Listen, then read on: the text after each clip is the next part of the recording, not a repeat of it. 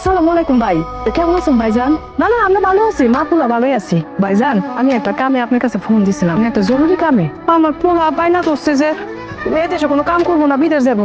আর না, আপনি কোন ভাইজান, বিদেশ যেতে মেলা টাকা লাগে না? আমি এত টাকা কই পাবো? করতেছিলাম কি ভাই, আমি আমার বাড়িটা বন্ধু রাখতেছি, তাতে যদি কিছু টাকা পয়সা পাওয়া যায়। টাকাটা দিয়ে দিন তোমার মুখে। আপনি চিন্তা করেন না, আমার জবান এক, আমি সময় মতো দিয়ে যাবো। খালি খালি দোয়া করেন আমার পোলারা জানি ঠিক মতো বিদেশ যাইতে পারবে আপনার। হ্যাঁ এই হ্যালো হ্যালো, শুনছো? আসসালামু আলাইকুম বড় ভাই, শুনতেছি ভাই, কোন ভাই? কি অবস্থা? তোমার তো সুখের খুশির খবর আছে মিয়া। তোমার তো মিয়া রাজকপাল হয়ে গেছে। ঈশা হয়ে গেছে। চাপনিও না এখন, চাপনিও যাবে না।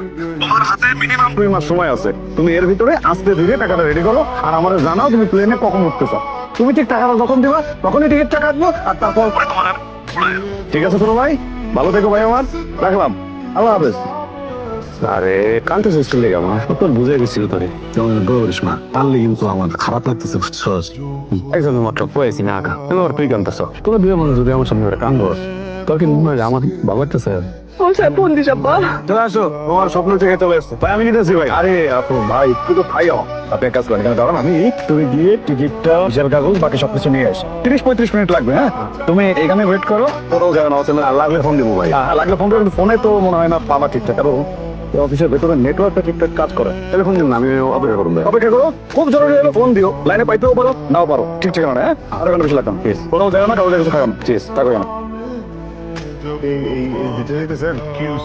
আমার বড় হয়ে গেছে, বুঝছেন? আমার ভিসা টিকিট নিতে একটু উপরে যাওয়ানোর সময় করবেন। আমার নাম পারভেজ, এর নাম সুমন, যে কুলির বলছে পারভেজ অপেক্ষা করতেছে। কিন্তু ভিসা টিকেটের অফিস না, এটা একটা ওষুধ কোম্পানি। আপনি মনে করে জানেন না, ভিসা ভিসা একটা আছে। আমি জানুম না কেমনি, এই বিল্ডিংটা আমি বানাইলাম।